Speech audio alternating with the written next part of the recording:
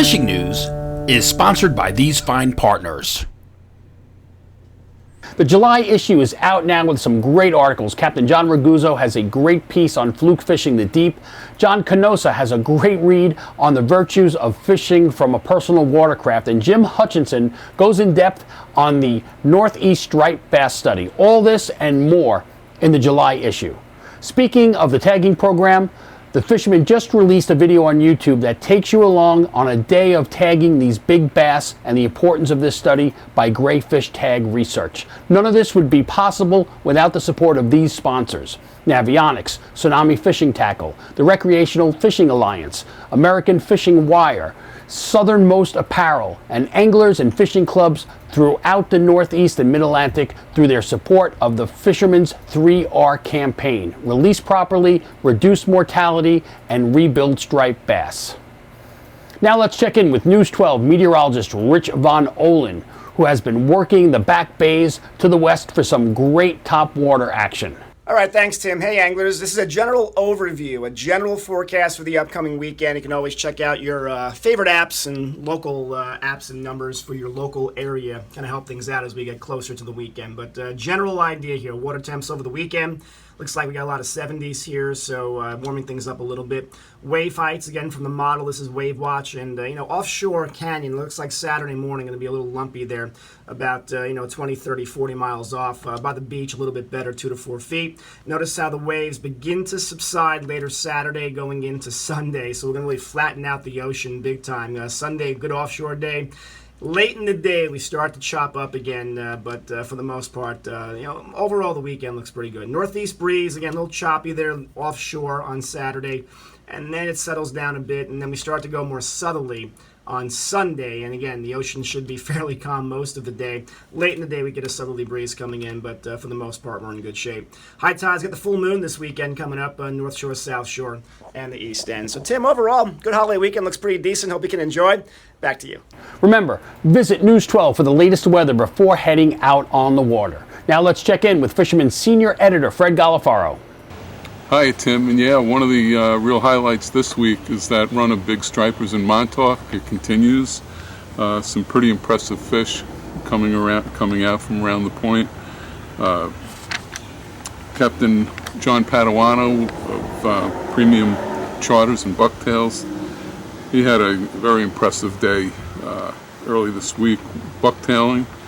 He had a bunch of big fish, but he had 3 that measured over 50 inches, including one fish that with a 56-inch length, 33-inch girth. We did the length girth calculation, and it came out to 71.5 pounds. Real beast. On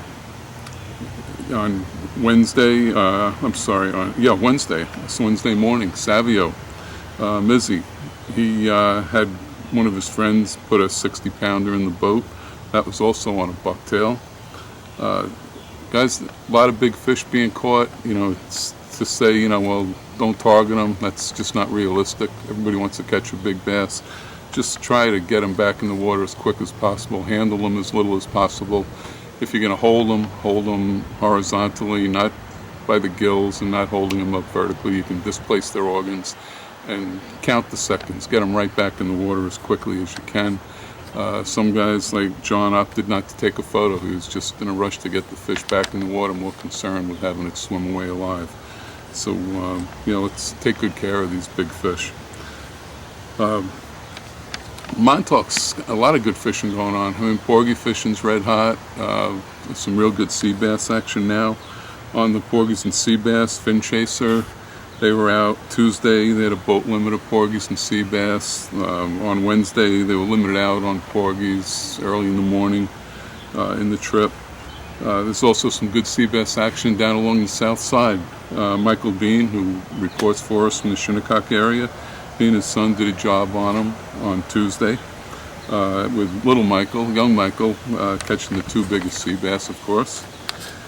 Then Shinnecock Bay, fluke fishing really came alive. In fact, Lanny Molnar over at Molnar's Landing, he added 3 big fish to the Willie Wall this week. He had Jamie Farrell with a 9-pounder, Jamie LaRosa with a 10, and Joe Gaz with a 10. These fish are all coming from inside the bay. Shinnecock Star's also been doing very well. They had a good day on Tuesday with some nice fluke. So the water's warmed up. The fluke have finally turned on. Rich's Bay also got a really good report. 15-year-old Caitlin was fishing with her dad, Captain Dave of Arrest Spot Charters. Again, fishing inside the bay, light tackle, bucktailing. She had 3 really nice keepers up to 22 inches. So a lot of good fishing going on now. Get out there. Got the 4th of July weekend coming up. Some of you probably have a 3-day weekend, so take advantage of it and get into some of this good action. Tim, back to you. Dynacraft builds boats by the same people that fish our waters. That's why serious anglers choose Dynacraft for their 40 years of boat building experience right here in the Northeast. Visit Dynacraft.com for a dealer near you. The Coastal Kayak Clash is going on now. Fish from your kayak, take a photo of your catch, and rack up points to win this Old Town Sportsman Autopilot kayak valued at over $4,000. You just need to be a subscriber to the Fisherman to compete. Just like Justin Oser, who's still on top of the leaderboard. Get all the details at thefisherman.com. From Shinnecock, let's check in with Mike Dean. Thanks, Tim. Fishing's pretty solid. Really excited for this full moon this weekend. Striped bass bite off the beach has slowed down a little bit. It's been a significant amount of time to only get a couple of fish, but the weather's been great, so no complaints there. I think there's still some nice fish and some big blues on the bunker pods east and west of Shinnecock Inlet, also around Moriches. Back bays at night, which has been the case for a number of weeks. Bigger striped bass are showing up if you put in the time. The fluke and sea bass off the wrecks have been pretty good. Hampton Reef has been alive, also out to like 80-90 feet of water. The fluke bite's been pretty good. Good number of doormats coming up there. So looking forward to this weekend. I think there's going to be a lot of fish. Really excited to celebrate the 4th, and hope everyone has a great one. Thanks, Tim. Back to you. Bruce Morabito and his grandson Mikey continue to work around the Ponquag Bridge for school stripers and bluefish, and they report that the water has cleared up quite a bit from last week. From the Fire Island area and the Great South Bay, let's check in with Captain Al Lorenzetti. Hey Tim, Fire Island report. Let's see, tuna fishing still good out by the Corinba area. A lot of small bluefish around. Mixed bag, when you're fishing for fluke, you're catching nice cocktail blues. Perfect eating size, about 3 pounds. A few fluke too, some of the biggest ones again coming from the Back Bay areas. State Channel has been good. And as far as east in the bay, down, past Ocean Beach, and even up in Range Channel, and I heard fluke in front of Heckscher State Park as well. So that first body of fish came through and moved all the way into the back bays, and that's where you're going to have to target them. And remember, it's not going to be like fishing around the inlet where you get a lot of shorts, a lot of action. You may have to work pretty hard for a half a day to catch 3 or 4, but they're going to be real nice keepers. Let's see, striped bass action kind of quiet right now. A lot of bunker around, not many bass, but there's still a couple around worth giving it a shot.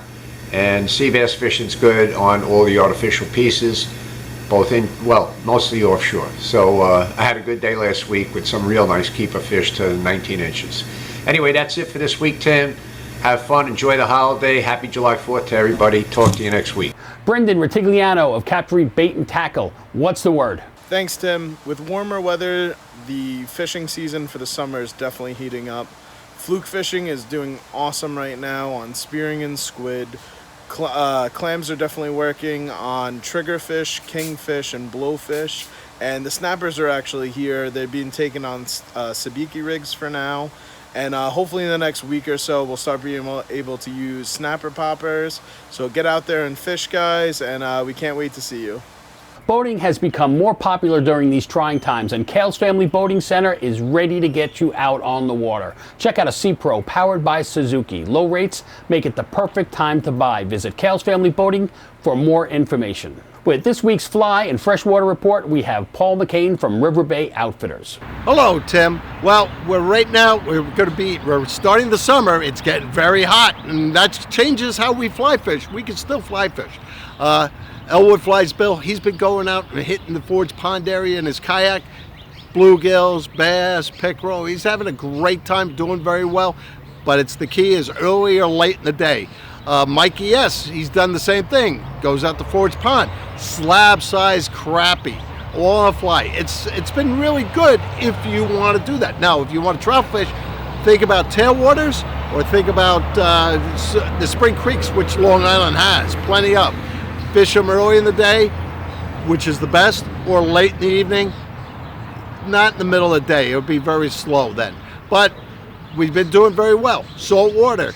Captain Dave out in Northport. He's been posting great catches.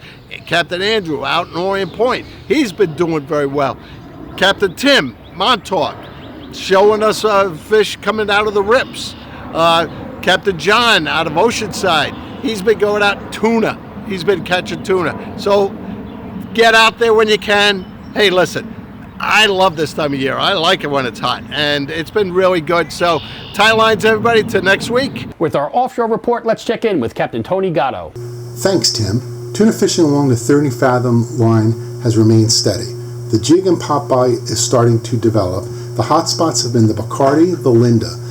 The cornbread has slowed down a bit, but if you put your work in, there are still fish there. The first white marlin has been reported. This fish was taken just south of Shinnecock along the 40-fathom line. This also means that mahi should be close behind. Yellowfin tuna have been mixed in with the big eyes, just south of the tails and south of the dip. Shark tournaments are seeing some early success. Out of Point Lookout, it was all threshers. The leaderboard was tight. Harvest Moon won it with a 428-pound shark. No Time took second, beat out only by half a pound with a 427.5-pound fish. Lady Maureen took third with a 421-pound fish. It's amazing to catch a 400-pound fish and only come in third place. And to top things off, a vessel called Hooking On caught a 487-pound fish and was late to the weigh-in because of mechanical issues. Better luck next time. From Jones Beach Tackle, we have Matt Bauer. Today's report is going to be a little bit shorter today. The fluke actions picked up a little bit as the water temps have been on the rise in the past week. There's been still schoolie bass around in the inlet and in the surf. On the calmer days, they've been really tight to the shore, either feeding on sand eels or sand fleas, not totally sure. But when they're tight to the shore, they've been super picky, and I've only really gotten one or two to bite when I'm seeing them that close to shore. There's still been some cocktail blues around and some more decent ones, but mostly smaller blues. That's about it for the report. Thanks, Tim. Back to you. The devoted fisherman, Joe Bensavenga, was out early Monday morning on the open beach at West End 2 and caught a dozen schoolies, one of which was 28 inches, and he released that. All were caught on Bass Assassin paddle tails. Later that evening, he fished Little Neck Bay and had two schoolies on Bass Assassin paddle tails also. His buddy had two keepers, and they were caught on SP minnows, and they were both released. Let's see what Chris Ludwig has been up to. So these past 2 weeks, I haven't fished too much. I had gotten a new boat and had to get that all ready. So we're squared away in that department. So now we're back on the open beach with big circle hooks and tags, just in case those sharks run up on our bunker chunks. So far, I've caught a bunch of nice rays, a few of these dog sharks. They're not the spiny dogs, and I'm not exactly sure of the species, but they're like 3.5 feet long, silky, no teeth. You know, it was fun. They put up a good fight. On the other side of things, there were some sand tigers caught a little bit to the east of Jones Beach area. There was a few sand tigers up to about 5 feet, so they're here, and I'm ready for them personally. That's all I got today, Tim. I hope to see you guys out there and enjoy. In the interest of providing subscribers with the most timely information, the Fisherman magazine has changed our subscription model. Home delivery of our 12 monthly glossy issues will continue to be delivered to your home. However, our weekly newsprint issues will no longer be printed, but will be available as a digital magazine version every Monday by 2 p.m. on thefisherman.com.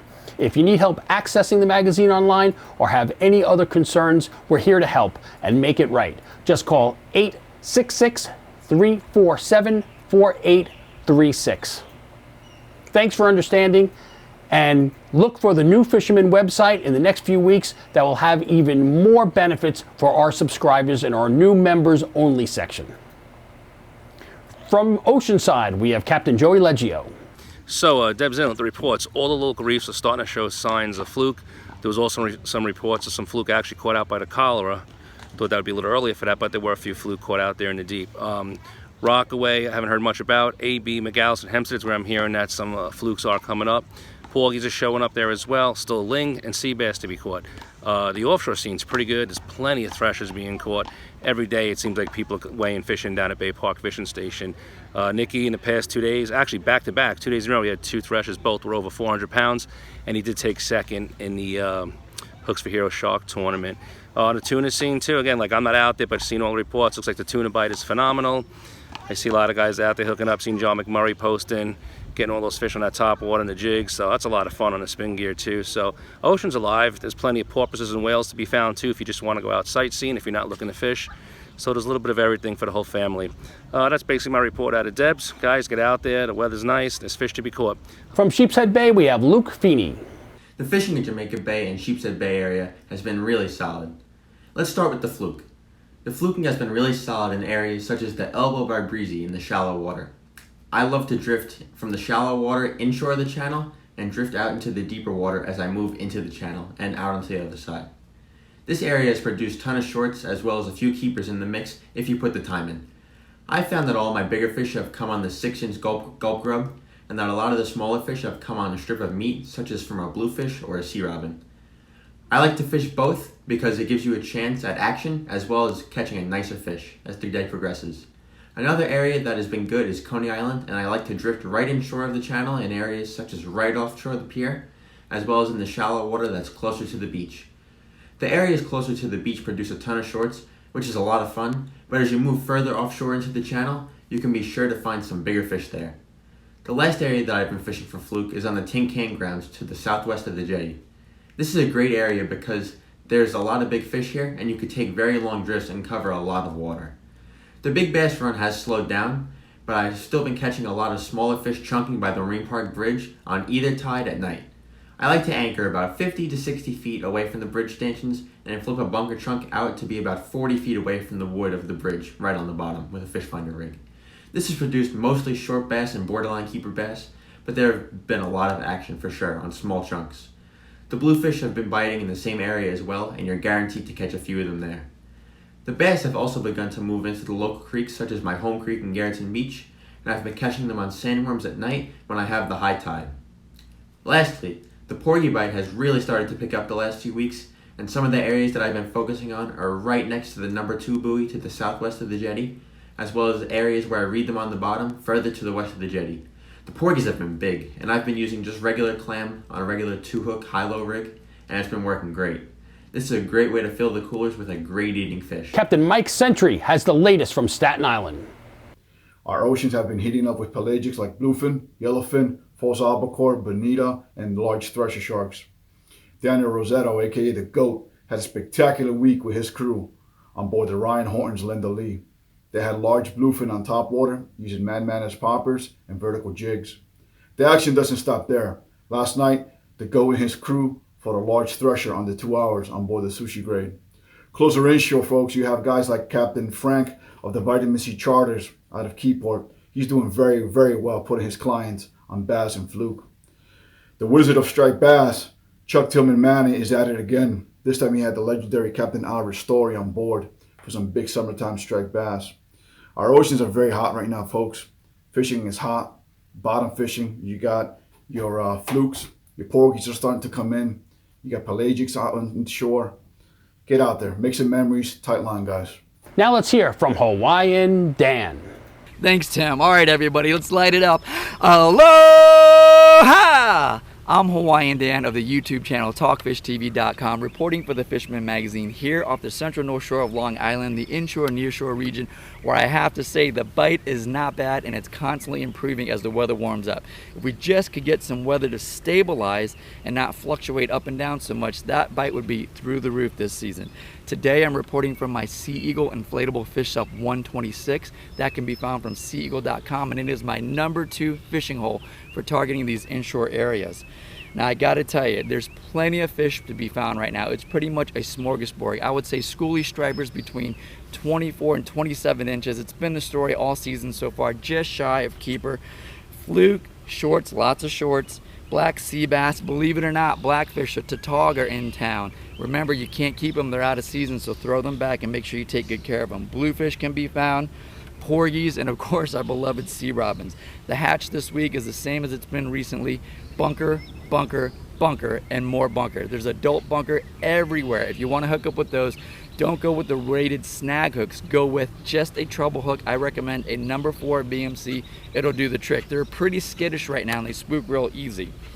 Microbait can be found everywhere. The microbait is so small I can't even tell what it is. Smaller than a 1/4 inch in size, but the bays are flooded with them. Last year it was a season of rain bait and we had plenty of fish all year long. That is not the case this season so far.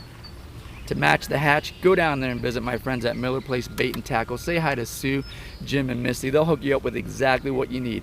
Fresh bunker. I often fish with a lot of soft swim baits, and also this week the metal fish jig. Those little tiny tins, they catch just about everything and they can work all 3 water columns, top, middle, and bottom, and they cast super far. Tactics, what can I say? During the daytime, keep your eyes peeled. Keep your senses alert for any signs of moving bait, any signs of fish breaking the surface. Target your points, your bottlenecks, your inlets, your shallow flat areas. At night, target the lights, target structures. Same thing, you're constantly looking for any signs of fish. To see a full detailed episode of my reports with extra tips, techniques, and strategies, please visit my YouTube channel, talkfishtv.com. Hit the subscribe button, hit the bell notification button so you don't miss an episode, and maybe hit the thumbs up button if you like any of those videos. Now get off those couches, grab those rods, and get out there and fish. Remember to spread love, not war. Spread some aloha out there. Make somebody smile and laugh. Don't take things so seriously. Until next week, this is your favorite man, Hawaiian Dan, signing out. Now back to you. Remember, like our video, subscribe to our YouTube channel, and tap on the bell to be notified instantly when we post a new video on YouTube. And of course, be a subscriber to the Fisherman magazine to be part of the Kayak Clash contest. Check out this video's description on YouTube for all the related links and more information. And please support our correspondents by visiting their website and social media pages. Enjoy the holiday weekend, and let us not forget how lucky we are to have the freedom we have to pursue our dreams in the United States of America. Be safe out there. See you right here next week at thefisherman.com.